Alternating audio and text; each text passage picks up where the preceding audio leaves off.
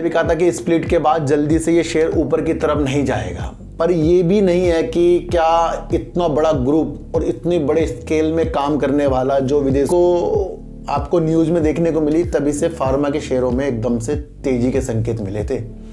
चाहे वहाँ मोर पहले बोल्यूपिन हो, अलग अलग कंपनियां हो, जानने के बाद भी कुछ निवेशक, आप और हम जैसे निवेशक सोचते हैं भाई हमने शेयर ले लिया, अब हमारा काम खत्म हो गया और अब हमें शॉर्ट टर्म में अच्छे टारगेट देखने को मिलेंगे। तो सर ये शॉर्ट टर्म वाला शेयर नहीं है। और फिर कह रहा हूँ, खरीदने बेचने वाली नियत वाली चीज़ों के साथ वीडियो मत देखना, बल्कि देखना है कि हम किस तरीके से आगे बढ़ सकते हैं।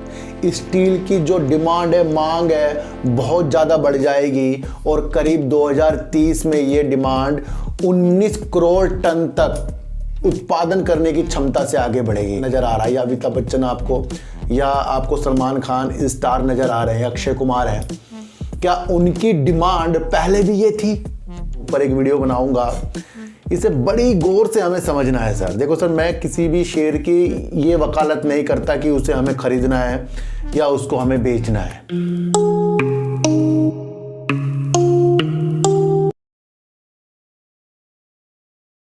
नमस्कार, मैं स्वागत करता हूं आपका अपने ही चैनल पर जिसका नाम है सार्थक बाजार से। आज बात करेंगे सर टाटा स्टील सेल की, और बात करेंगे कि क्या स्टील में कुछ अच्छा होने से हमारे शेयरों में भी कुछ अच्छा हो सकता है, उसके बारे में बात करेंगे सुजलॉन एनर्जी, यस बैंक की, और बात करेंगे एक बार फिर से इन्फीबीम एवेन्यू की। सर देखो सर, मैं आपको एक चीज़ बता दूं कि आज जो मैं आपके लिए इन्फीबीम के ऊपर एक वीडियो बनाऊंगा, इसे बड़ी गौर से हमें समझना है सर। देखो सर, मैं किसी भी शेयर की ये वकालत नहीं करता कि उसे हमें खरीदना है या उसको हमें बेचना है। ये मैंने किसी भी शेयर के लिए कोई अपनी प्रतिक्रिया नहीं आपके ऊपर डाली है, बल्कि हाँ ये चीज़ें मैं आपको बता देता हूँ कि भाई किस किस शेयरों से हमें दूर रहना है और किन किन तेज़ी के हिसाब से हमें बचकर चलना है। और मेरा मकसद क्या है कि अपने को सबसे पहले बचाने पे ध्यान रखना चाहिए सर। जब तक कि हम अपने को बचाने पर ध्यान नहीं देंगे, शेयर मार्केट में सर उतार चढ़ाव में हम खोते रहेंगे। इसलिए मेरी जो भी वीडियो आपकी तरफ जाती है, उसको खरीदने बेचने की भावना से नहीं, बल्कि अपने में बदलाव करने की भावना और उसके काम को समझने की भावना से देखना है सर। शेयर कभी भी हमें कमा कर दे देगा, कभी भी हमारे पैसे ले लेगा, और हम सोचते हैं कि हमने बहुत अच्छा कमा लिया या हमने गंवा दिया, हम इस ख्याल में रहें तो फिर हम कैसे बड़े इंसान बन जाएंगे। सबसे पहले इस विषय पर हमें ध्यान देना चाहिए। तो आज की वीडियो ज़रा हमें ध्यान से इन्फीबीम पर समझनी पड़ेगी, तो उसको देखने के नज़रिए हमें आपको बदलने पड़ेंगे सर। देखो सर, एक चीज़ मैं आपको एक चीज़ बता दूं कि जो भी भारत में होता जा रहा है, भारत में जिस तरीके से किसी भी सेक्टर में वृद्धि होती जा रही है या भारत में अलग अलग चीज़ें होती जा रही है, तो उस पर हमारा विशेष ध्यान देना चाहिए। पर उसी से हमारी एक चीज़ की वृद्धि होती है कि जो चीज़ भारत में हो रही है उससे क्या क्या आगे जाकर हमारी किस सेक्टर में हमें उजाले आ सकते हैं। बस यही एक विधि है, इसको आपको समझना है कि भारत के बढ़ते कदम और भारत में कुछ भी ऐसी चीज़ हो रही है जिससे शेयरों पर इफेक्ट यानी सेक्टर पर इफेक्ट पड़ सकता है, फिर शेयरों पर उसकी अपनी परिकल्पना कीजिए। देखो सर, अभी आपको देखने को मिला कि चाइना में निमोनिया बढ़ता जा रहा है, वो अधिकतर बच्चों में है और उससे काफ़ी वहाँ पर लोग प्रभावित हो रहे हैं। ये मैंने कल भी आपको एक अपनी दूसरे चैनल पर बताया था और मैंने आपको समझा रहा हूँ कि जब कोरोना की वजह से लोग इतने भयभीत हो गए, लेकिन कोरोना को लोग पहले नहीं जानते थे कि भाई इतना भी लॉकडाउन लग सकता है, इतना भी चीज़ें हो सकती हैं, उसे हल्के में ले लिया था। तो अब कोई भी हल्के में किसी चीज़ को नहीं लेना चाहता, चाहे वो भारी निवेशक हों, चाहे हम जैसे आप लोग हों। तो जब चाइना का नाम से हमें आगे निमोनिया वाली चीज़ें निकल गई और श्वास से संबंधित बीमारियां चल रही हैं, तो इसके अंदर आप भी अलर्ट है, मैं भी अलर्ट हूँ, और सबसे पहले अलर्ट हो रहा है हमारा स्वास्थ्य मंत्रालय। मैं आपको बिल्कुल एक चीज़ बता दूं कि स्वास्थ्य मंत्रालय राज्यों में जिस तरीके से हॉस्पिटल होते हैं, वहाँ पर वेंटिलेटर, वहाँ पर उपकरण, वहाँ पर एंटीबायोटिक, वहाँ पर कोई भी स्वास्थ्य संबंधित मेडिसिन या भाप की चीज़ें, कुछ भी ऐसी चीज़ जो इस बीमारी से हमें बचा सकती है, उसकी चीज़ों को स्वास्थ्य मंत्रालय जांच कर रहा है कि क्या हम इस बीमारी से लड़ने के लिए हमारे पास वो साधन है या नहीं है। तो यहाँ से क्या उत्पन्न होता दिख रहा है आपको, यहाँ पर दिख रहा है फार्मा के शेयर। जब ये न्यूज़ आने को आपको न्यूज़ में देखने को मिली, तभी से फार्मा के शेयरों में एकदम से तेज़ी के संकेत मिले थे। चाहे वहाँ मोरपैन लैब, ल्यूपिन हो, अलग अलग कंपनियाँ हों, सब में तेज़ी के संकेत थे, क्योंकि ये चाइना से न्यूज़ निकल कर आ रही है। तो ये जो आने वाले दिन चलने वाले हैं, यहाँ पर इस न्यूज़ का भी इफ़ेक्ट पड़ने वाला है। तो इसको आपको समझना है कि फार्मा शेयरों में इससे इफ़ेक्ट पड़ सकता है, और स्वास्थ्य मंत्रालय अलर्ट है, और इस लड़ाई से, यानी कि अगर ये चीज़ें यहाँ होती हैं तो उससे लड़ने के लिए वो अपने कदमों को पक्का कर रहा है भाई। तो यहाँ से दिख रहा है ना कि भारत अब फार्मा के, यानी कि स्वास्थ्य संबंधित सेक्टर के तरफ अपने कदमों को मजबूत कर रहा है। अब उसको किस किस चीज़ की ज़रूरत पड़ेगी, ये अब आपको समझना है कि क्या इससे दिशा निर्देश निकल रहे हैं। तो ये चीज़ें मैंने आपको समझाया। अब मैंने यहाँ किसी भी कंपनी का नाम नहीं लिया है सर, ये आपको समझना, ये न्यूज़ लगातार आ रही है और चाइना से भी आपको लगातार देखने को मिल रही है, और मार्केट में इसका इफेक्ट थोड़ा बहुत पड़ सकता है, ये आपको समझना। लेकिन ज़्यादा इम्पोर्टेंट हमारा मार्केट में है अडानी का। तो सर अडानी के ऊपर अगर कुछ पॉजिटिव आया तो हर एक शेयरों में तेज़ी के संकेत बन जाएंगे, क्योंकि कुछ जब हिडनबर्ग की वजह से अडानी पे प्रॉब्लम आई थी तो और शेयरों में भी गिरावट हो गई थी, और अधिकतर ये चीज़ें देखने को मिली थी। और यहाँ पर अब वो फैसला जो कोर्ट के द्वारा सुरक्षित रख लिया गया है, वो किस तरीके से निकल कर अब हमारे सामने आएगा, तो एक विषय वो भी है। तो दो विषय हमारे सामने घूम रहे हैं, एक तो चाइना वाला जो फार्मा के शेयरों में और अलग शेयरों में गिरावट भी ला सकता है अगर वो चीज़ें अलग तरीके से कुछ निवेशक सोचें, क्योंकि आपके मेरे सोचने से कुछ नहीं होगा। हम बेचें खरीदें, ये निवेशक सोचते हैं, और निवेशक सर बड़े भाव जाते हैं, वो तो मौके की तलाश में होते हैं, उन्हें तो पता लगना चाहिए कुछ चीज़ें, वो तो गिरावट की तलाश में होते हैं। तो ये आपको समझना, ये चाइना से न्यूज़ है, जो यहाँ का स्वास्थ्य मंत्रालय अलर्ट है।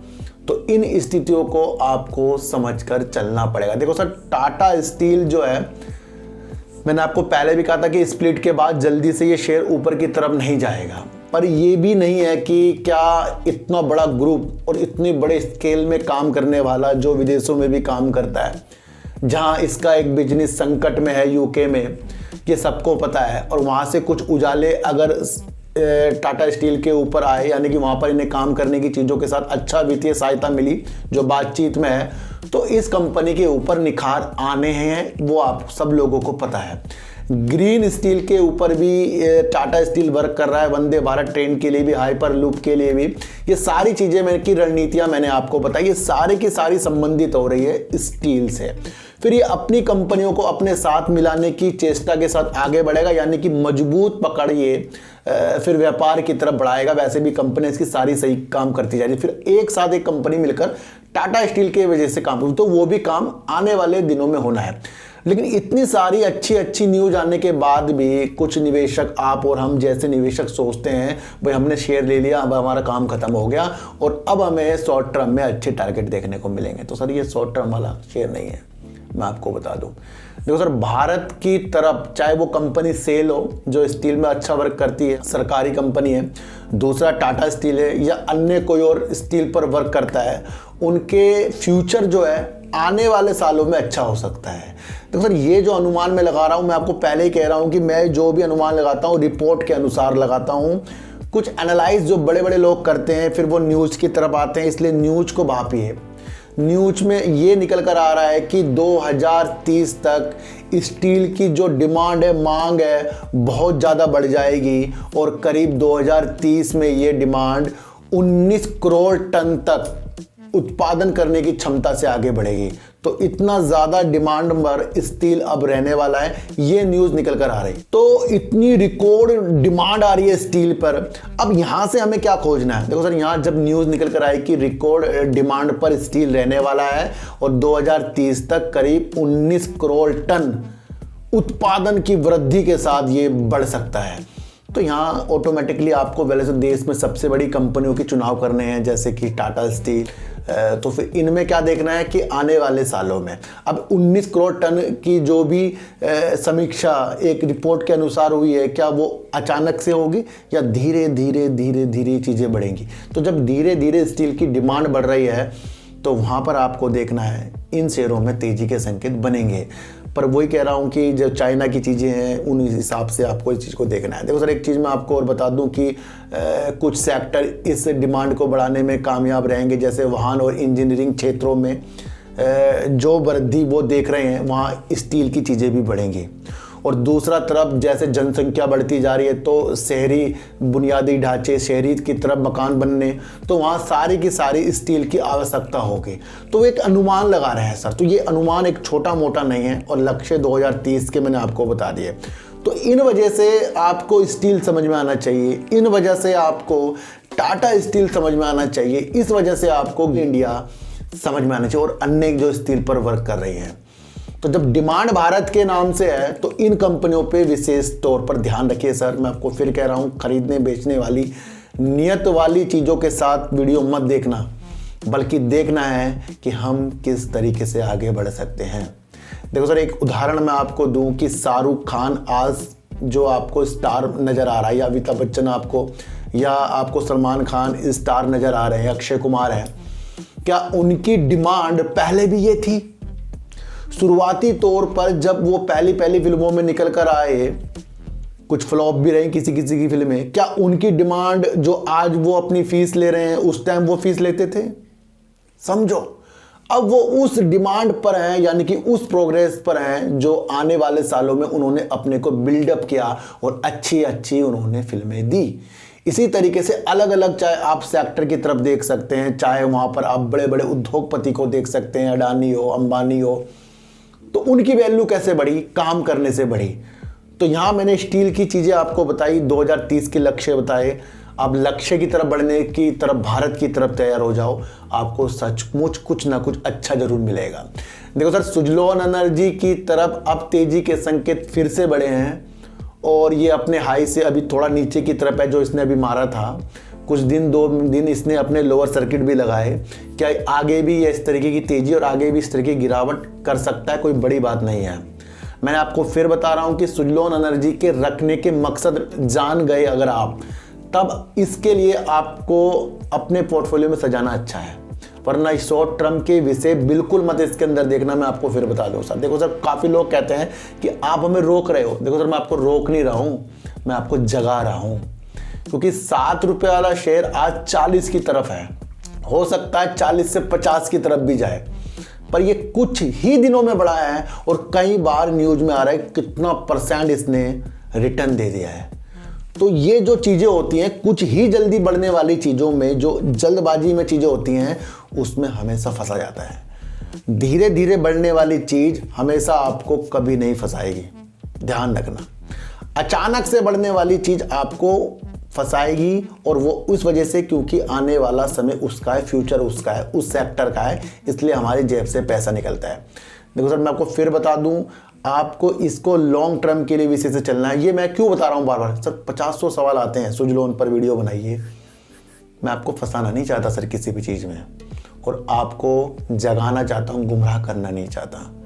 2027, 2025, 2030 इन 3 सालों के लिए इस शेयर की खूबियाँ रखिए, क्योंकि जो इसके पास ऑर्डर हैं सुजलॉन एनर्जी के पास, वो धीरे धीरे उस ऑर्डर को ये पूरा करेगा और वो उसकी बैलेंस शीट में आएगा। सर समझने वाली बात है। मैंने आपको एक चीज़ और बताई थी कि इनकी जो अब रिजर्व है, जो इनके पास रिजर्व है, भंडार है, वो QIP के माध्यम से बैलेंस में वो चीज़ें आई हैं, तो वो भी एक इफेक्ट हमें देखना है। और अब ये अपनी प्रगति, देखो सर, कुछ भी प्रॉब्लम इस कंपनी में नहीं है कि इसको हम होल्ड ना करें, ऐसी कोई प्रॉब्लम नहीं है। लेकिन हम ये एक विषय बताता हूँ कि काफ़ी जल्दी हमारे हाथों से शेयर भी लिए जा सकते हैं जब शेयर नीचे की तरफ आता है, या तो फिर हम उतने मजबूत हो जाएं कि इस शेयर की मंशा 2025, 2027, 2030 तक ना छोड़ें। आप बार बार लोगों की वीडियो देखकर गुमराह हो रहे हो, मैं आपको बता दूं, क्योंकि वो तेजी के साथ तेजी के संकेत दिए जा रहे हैं, और जो लोग तेजी के साथ तेजी के संकेत आपको गिरावट के संकेत भुला दें, मैं यकीन करता हूं सर एक दिन वो हम सबको फंसा देंगे। इसलिए जब कोई शेयर जल्दबाजी में ऊपर की तरफ जाए और बाकी शेयर उसी चीज़ों में ठेल रहे हों और एक शेयर में तेजी आ रही है, तो वहाँ ज़रूर हमें अपने को संभालना है। वाकई इसका काम 2025, 2027, 2030 तक निखरेगा। भारत की आवश्यकता के लिए वर्क कर रहा है। पर दूसरी तरफ आपको ये भी देखना है, बड़े प्लेयर यानी कि अडानी ग्रीन, टाटा, बड़े बड़ी सरकारी कंपनियां भी इस क्षेत्र के लिए आगे बढ़ रही हैं। तो सारी विशेषताओं को आपको देखना है। एक ही शेयर पर ज़्यादा दाव लगाना और बढ़ते शेयरों पर खरीद कर उसे डबल देखना, ये हमें त्यागना पड़ेगा। एक छोटी सी चीज़ मैंने आपको बताई है सर। यस बैंक में जिस तरीके से यस बैंक अपनी हर एक चीज़ों को संवारता जा रहा है, हर एक चीज़ों में अच्छा वर्क करता जा रहा है। अभी इसने एफडी के रेट भी अपने बढ़ा दिए, बढ़ोतरी कर दी है। यानी कि जो बैंक है वो अपनी पोजीशन को अपने मैनेजमेंट के द्वारा, अपने वर्क के द्वारा बेहतरीन तरीके से करता जा रहा है। बीते दिनों मैंने आपको बताया था कि इनके पास कई अच्छे हैप्पी कस्टमर भी हैं और इनके पास पूंजी भी है। इस तरीके से ये यस बैंक वर्क कर रहा है। फिर वही चीज़ कि ये जो शेयर अभी फिर से नीचे की तरफ आ रहा है, क्या ये हमें एक ऐसी स्थिति दिखा रहा है कि ये शेयर की जो छलांग थी ख़त्म हो गई? नहीं सर, मैं आपको फिर बता दूं, इस शेयर की छलांग फिर से स्टार्ट होगी, लेकिन इस शेयर से भी हमें लंबे समय के लिए विशेष तौर पर अपना ध्यान देना है, क्योंकि ये चरणबद्ध अपने तरीकों को काम कर रहा है। चाहे वो जेसी फ्लावर का हो, चाहे फिर ये एफडी के रेट बढ़ाना, या फिर अपने कस्टमरों के लिए अलग अलग स्कीम, या फिर डिजिटलकरण में उतरने की चीज़ों के साथ हो। तो यस बैंक, फिर लोग पूछते हैं खरीदें बेचें। सर स्थितियाँ समझ जाओ, फिर खरीदने बेचने वाली चीज़ों से कभी किसी से भी आप नहीं उलझोगे सर। तो यस बैंक और सुजलॉन हो सर, लंबे समय की विषय इनके अंदर हमें बनाना पड़ेगा। और गुमराह वाली चीज़ों से बचिए, क्योंकि लोग सुनना ही सुजलॉन पर अच्छा चाहते हैं, सुनना ही यस बैंक में अच्छा चाहते हैं, सुनना ही वोडाफोन शेयर में अच्छा चाहते हैं। तो अब हमें देखना है कि हमें सुनना अच्छा है या हमें जानना अच्छा है। तो सुजलॉन से मेरे विषय जो अभी बन रहे हैं, लोग मुझे कह रहे खरीदो सर। मैंने तो सर अडानी ग्रीन खरीद के छोड़ दिए। वैसे मैं आपको बताऊं, ये शेयर को अगर हम खरीदेंगे तो फिर हम लंबे समय के लिए खरीदेंगे। वो तो मुझे पता है काफ़ी ऊपर की तरफ भी है। अभी ज़रूरी नहीं कि यहाँ से डबल होगा, ज़रूरी नहीं यहाँ से ये नीचे की तरफ आएगा, पर इसके काम बढ़िया हैं। 2025, 2027 और 2030 की मंशा के साथ इन शेयर को हम देख सकते हैं अपने द्वारा, क्योंकि अब शेयर ऊपर है और अब यहाँ खरीद के गिरावट हुई, फिर आप कहोगे सर ये तो शेयर ही गिरी है। तो इसलिए मकसद समझो सर खरीदने के। अब बात करेंगे सर इन्फीबीम रेवेन्यू की सर, इसलिए बात करेंगे क्योंकि लोग कह रहे हैं सर इसके ऊपर आप वीडियो नहीं बना रहे हो। देखो सर, जब मैंने इसकी वीडियो सितंबर में बनानी शुरू करी थी तो ये शेयर 14 रुपये 70 पैसे करीब का था। वहाँ से ये कंटिन्यू शेयर आपको 22 रुपये 25 पैसे करीब का मिला, यानी कि 8 रुपये की उछाल इसने जब मैंने वीडियो बनाई थी इसकी कुछ चीज़ों के साथ जो न्यूज़ निकल कर आई थी, वहाँ ये कुछ अच्छी तरीके से मुझे देखने को मिला था। और अब इसके अंदर मेरी कोई वीडियो नहीं आ रही है तो लोग कह रहे हैं सर इसके ऊपर वीडियो बनाओ। देखो सर, वहाँ से इसने 8 के उछाल तो मार दिए हैं। दूसरा अब आपको देखना है कि 22 रुपये 25 पैसे का इसने हाई जो है 10 अक्टूबर को लगाया। उसके बाद अब ये शेयर आपका 20 रुपये 85 पैसे का मिल रहा है, यानी कि एक सवा महीने भर के अंदर ये शेयर 1 रुपये 40 पैसे ही गिरा है। छोटी सी बात है। 22 रुपये 25 पैसे का हाई अक्टूबर 10 में लगाया, तो आज की डेट पर ये शेयर जो 20 रुपये 85 पैसे का है, यानी कि एक सवा महीने के अंदर 1 रुपये 40 पैसे का उतार चढ़ाव इसके अंदर आया। तो क्या ये शेयर आपको 1 रुपये 40 पैसे के गिरने पर बेकार लग गया? देखो सर, इसकी रणनीति मैं आपको बताऊं, सितंबर 2020 में जो इनकी सेल्स थी 149 करोड़ रुपए करीब थी। सितंबर 2023 अभी हाल ही में इसने 790 करोड़ रुपए की सेल कर दी और 55 करोड़ रुपए का इसने प्रॉफिट किया। देखने वाली बात है, सितंबर 2020 से 149 से 790 करोड़ पर बढ़ते क्रम में अपनी सेल को लाए और 55 करोड़ का इसने प्रॉफिट दे दिया। और देखने की ये बात है कि सितंबर 2020 से अभी तक के इसने लॉस नहीं किया है, यानी कंपनी जो है एक बेहतरीन वर्क करती है। कंपनी आपको पता है डिजिटल भुगतान की सेवा प्रदान करती है। कंपनी की मंशा इतनी बेहतरीन है कि कंपनी कह रही है कि वो इस चालू वित्तीय वर्ष में वो अपनी रेवेन्यू को 70% वृद्धि कर लेंगे। साल दर साल वो अपने रेवेन्यू में 3,500 करोड़ रुपए का राजस्व अपने चीज़ों को बढ़ाकर करेंगे। ये इसलिए बोल रहे हैं क्योंकि इनके पास ज़्यादा से ज़्यादा कस्टमर जुड़ते जा रहे हैं।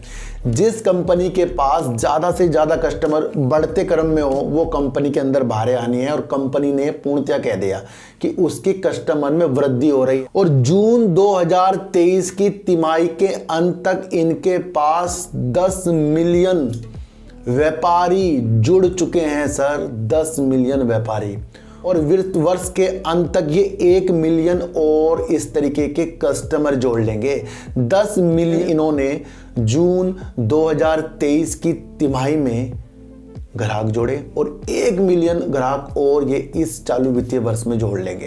तो ये कितनी महत्वपूर्ण चीज़ जो है इन्फीबीम रेवेन्यू हमें दिखा रहा है। देखो सर, मैं आपको एक चीज़ बता दूं कि जियो के लिए भी ये वर्क कर रहा है और जियो में जो भी डिजिटल भुगतान होते हैं उसके लिए ये बेस्ट वर्क करता है। और जियो किस शख्स का है ये मैं आपको बताने की ज़रूरत नहीं है। तो किसी बड़े शख्स ने इस कंपनी में देखा क्या, ये आपको समझना। देखो सर, मैं फिर बता रहा हूँ, जल्दबाजी में इसके अंदर अच्छे टारगेट देखना वाली नीति मत लाना, क्योंकि कंपनी का व्यू जो निकल कर आ रहा है वो आ रहा है AI पर। मैंने आपको बताया था आर्टिफिशियल इंटेलिजेंस के ऊपर कितनी चीज़ें कंपनी वर्क कर रही है और आने वाला ज़माना AI पर आधारित होगा। आपको देखने को मिला है कि डिजिटल भुगतान पर कितनी चीज़ें फ्रॉड हो रही हैं। आजकल आपको ऑनलाइन फ्रॉड में कितने फ्रॉड पैसे लोगों के जाते हुए देखने को मिलते होंगे, भाई इससे फ्रॉड हो गया, उससे फ्रॉड हो गया। तो कंपनी क्या कर रही है, AI आधारित इस तरीके से अपने को सक्षम बनाएगी, जो इस तरीके के डिजिटल भुगतान पे जो फ्रॉड होते हैं उस पर ये एक ऐसा हब बनाने की योजना बना रहा है जिसके अंदर इसको 300 रोजगार यानी 300 इसको कर्मचारी चाहिए। देखो सर, मैं आपको एक चीज़ बता दूं कि गिफ्ट सिटी है गुजरात में, और वहाँ पर ये क्या करना चाह रहा है, IFSC में AI हब लॉन्च करने की दिशा गिफ्ट सिटी में देख रहा है। 300 लोगों की इसको आवश्यकता। और ये जो दिसंबर आ रहा है ना सर, ये दिसंबर में ये 300 लोगों को नियुक्त करेगा।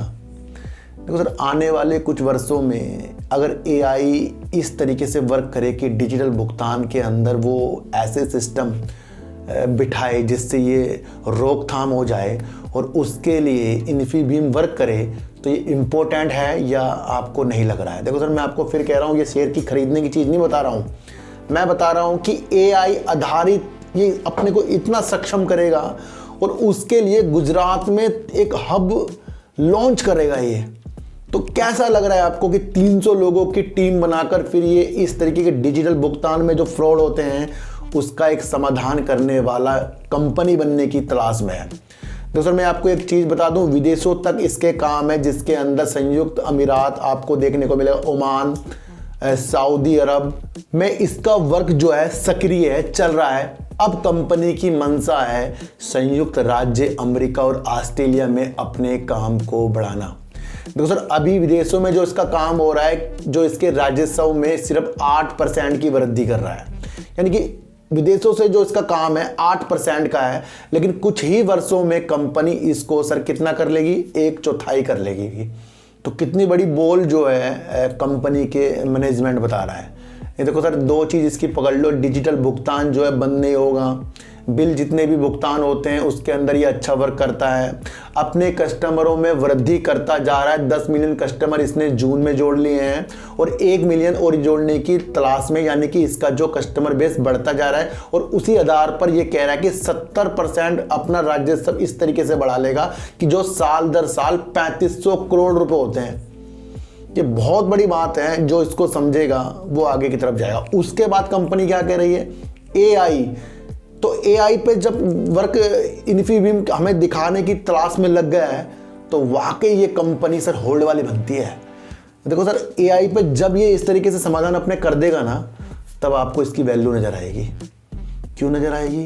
क्योंकि हर एक इंसान डिजिटल भुगतान, ऑनलाइन पेमेंट में जो पेमेंट फंस जाती है या पेमेंट में कोई फ्रॉड हो जाता है या कुछ स्कैम हो जाता है, उससे काफ़ी परेशान है सर।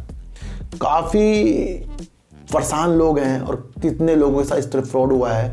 और जब उस पर वर्क ऐसी कंपनी करेगी, वो भी गुजरात से 300 लोगों की टीम बनाने की कोशिश, और दिसंबर में वो नियुक्त कर लेगी और आने वाले साल में ये चीज़ को कर देगी। तो इसकी डिमांड और कंपनियां रखेगी ना कि हमें भी आपकी सेवाएं चाहिए। गवर्नमेंट भी जुड़ सकती है इनके साथ काफ़ी। मैं आपको बता दूं कि बैंकों में इस तरह की चीज़ें बहुत ज़्यादा होती हैं। तो इसकी समाधान क्षेत्र मैंने आपको बता दिया। और अभी ₹1.40 अपने हाई से नीचे की तरफ है। हो सकता है 2-3 रुपये और गिर जाए, कोई बड़ी बात तो है नहीं। हो सकता है भाग जाए, क्योंकि अच्छे शेयरों में जल्दबाजी में तेज़ी नहीं आती है, आप समझ लेना। तो जहाँ से हमने वीडियो बनाई थी वहाँ से तो शेयर 8 रुपये तक भी इसने बढ़कर दिखाया है।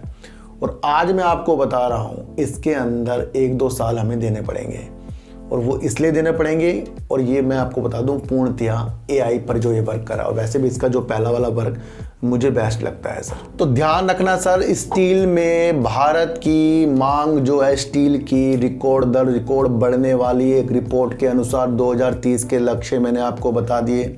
अब इन भारत की कंपनियों को आपको खोजना है, उसके अंदर कौन कौन सी भारत की सरकारी और प्राइवेट कंपनी है जो स्टील पर वर्क कर रही हैं। अधिकतर हमारे नाम तो सर सेल इंडिया और आपको देखने को मिला है टाटा स्टील और अन्य भी स्टील में जो वर्क करेंगी। वहाँ पर इस तरीके से जब ज़्यादा डिमांड स्टील में होगी तो वहाँ पर ऑटोमेटिकली उन कंपनी को आने वाले सालों में बेनिफिट होगा। इस तरीके से आपको शेयरों को देखना चाहिए। सुजलॉन एनर्जी हो या यस बैंक हो, अपनी क्षमता के अनुसार अगर आपके अंदर वो चीज़ें हैं। देखो सर, एक चीज़ मैं आपको और बता दूं कि अगर हमें कोई वन बफेट भी कोई हमें कह दे ना उंगली पकड़ के ये शेयर खरीदो, और उसे हम शेयर को खरीद लें, मैं यकीन दिला दूंगा सर उसके अंदर हमें तब भी प्रॉफिट नहीं आएगा। वो तो खरीद के आगे चले जाएंगे, उन्हें पता है उन्हें कब तक रुकना है, पर हमें नहीं होगा। वो क्यों? उन्होंने तो व्यू देख लिया। व्यू देखने वाला बंदा होना चाहिए। तो जब हमारे अंदर व्यू नहीं है शेयरों को देखने के लिए, और जब किसी के पास व्यू शेयरों को देखने के नहीं होते, तो फिर उसे कुछ नहीं आगे मिलता। तो ये ध्यान रखना सर, कोई भी आपको पकड़कर शेयर खरीदवा देगा, लेकिन उसके अंदर पैसा कैसे कमाना है वो नहीं बताएगा। तो आप सबको छोड़ो, काम को समझना शुरू कर दो। तो सुजलॉन हो या यस बैंक हो, अपनी रणनीतियों के साथ आपको वर्क करना है। और इन्फीबीम जिस तरीके से अपने कस्टमरों को बढ़ा रहा है, और दूसरी तरफ AI पर ये जो अपने को ढालना चाह रहा है, उस सेक्टर पे जाना चाह रहा है, तो उससे इसकी डिमांड और ज़्यादा बढ़ जाएगी। तो सर सच्ची वीडियो देखिए, अच्छी वीडियो देखिए, समझ कर देखिए। किसी की भी टारगेट वाली वीडियो में आना नहीं है, और किसी के भी कहने पर शेयरों को खरीदना और बेचना नहीं है। अपना दिमाग लगाइए। कोई भी आपको अमीर बनाने के लिए इस मार्केट पर आपको कुछ नहीं सिखाएगा, सब आपको अपने द्वारा आएगा, और वो आएगा काम के द्वारा। तो सर चीटी को हटा दीजिए, गाय को रोटी दीजिए, और अपने बच्चों को ज़्यादा से ज़्यादा प्यार कीजिए, क्योंकि बच्चे ही आपकी मासूमियत की किस्मत पलटेंगे। तो फिर मिलेंगे आपसे नई वीडियो के साथ, जब तक के लिए नमस्कार।